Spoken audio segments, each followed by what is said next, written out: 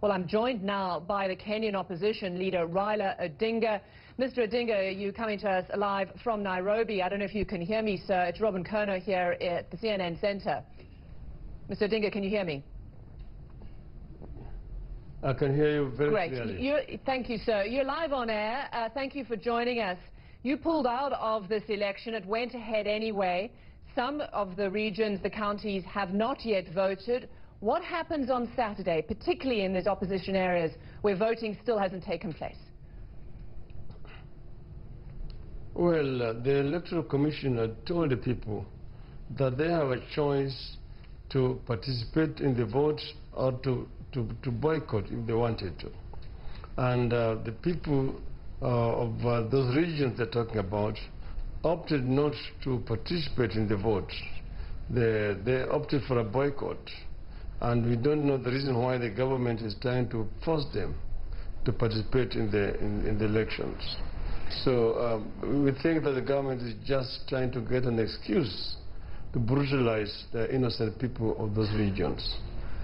In terms of what happens next, after Saturday, what happens in the next week when results are counted, when election results are possibly announced? They're likely they will give Mr. Kenyatta the presidency because of this boycott. How will you and your supporters react?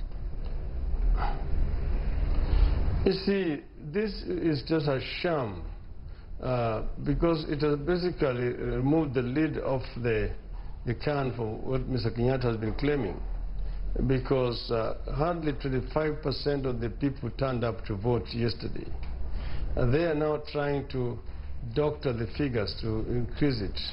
But according to the KIMS kits, which were used to biometrically identify the voters, only 3.5 million people participated in the voting yesterday. That is just about 20% of the total registered voters.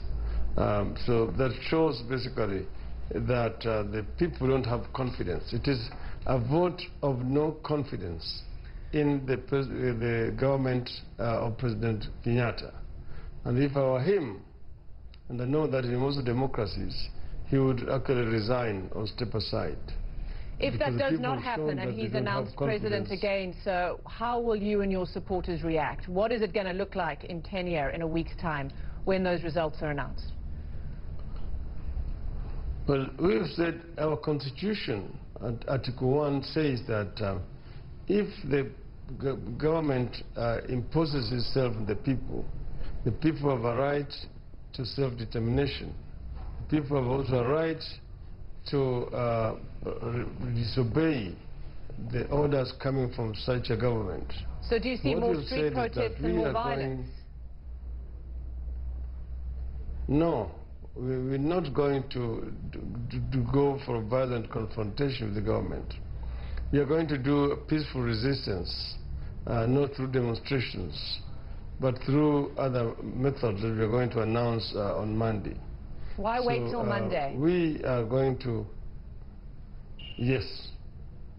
On Monday we will announce a series of measures that we will take in order to bring pressure on this government to step aside. You boycotted the election. It went ahead without you. Some of your critics might suggest you've been outplayed, that this was a political miscalculation. It was not, because the ground was not level. We demanded of the IEBC, that's the Electoral Commission, to level the playing field, so that we don't go for the repeat of what happened on the 8th of August. They refused. So we had therefore no other choice but to pull out of this exercise, because it would amount to doing the same thing the same way and expecting a different result. And we knew that would not happen. So it was already a predetermined, prearranged, pre-rigged electoral process. And we said it was a waste of time and a waste of people's limited resources. Just give me some sense of what you mean. You're going to be announcing some sort of measures on Monday. Why wait till Monday? And you've also said, I understand, that your party is going to become a resistance movement, not a political party. What does that mean? What does that mean for ordinary Kenyans? That is actually being misunderstood. We have our alliance, which is what we call the National Super Alliance. It is remained a super alliance. It has got branches. One, we have got a parliamentary wing. As you know, we have got members of the National Assembly and members of the Senate. Now we are creating another wing, which is the resistance movement. This is basically going to be involved in civil disobedience, civil resistance, not an armed resistance. So we are going to use all the legal and constitutional means to put pressure on this government to do what we want them to do. Aren't you then setting up a confrontation? Again, the possibility of direct confrontation. You say it's not an armed resistance, but I mean, many people would submit that the government of Uhuru Kenyatta would see it as that. No, certainly not. We're going to use the legal means. As you know that our constitution allows for picketing, for striking, for peaceful processions, for protesting and so on, and for boycotts. So we have several other means which are legal and constitutional at our disposal, which we will bring into play to put pressure on this government. Many ordinary Kenyans are tired, there's voter fatigue, they want jobs, they want to go back to their ordinary lives, and they're caught up in this swirl of political crisis that seems never-ending, many of them say to me. Mr. Odinga, I mean, many people have also said that they feel like the political leaders, both you and other leaders, are playing with ordinary Kenyans, that you're setting up ordinary Kenyans to really feel the brunt of possible more violence. The ordinary Kenyans are actually very, very tired of this regime, a regime that is discriminating against them on the basis of their ethnicity, a regime that is practicing corruption, which has actually messed up the economy of the country. The cost of living is so high and unaffordable for many Kenyans. Unemployment is running at 40%, particularly among the youth and the young. The women folks are not feeling that they are properly integrated in the society. So these are the reasons why the Kenyans want change.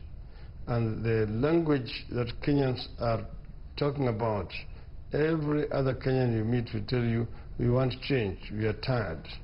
And that's the reason why our movement is very relevant to the people, because we are championing the cause of the majority of the Kenyan people.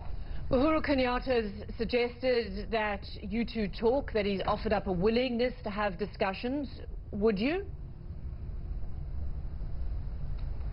Well, we have suggested talking before the poll. They rejected it. Instead, they were saying that we are looking for the half a loaf. In other words, that we were begging for inclusion in the government. We said no, we only wanted to agree on the ground rules for these elections. And they refused to talk to us. We have always said that we are always ready for a dialogue. But right now we are saying what we are ready to talk about is how a proper election can be held within the next 90 days. That is the only thing that we are ready to talk about. Raila Odinga, live from Nairobi, Kenya's opposition leader. Thank you very much for joining us here on CNN.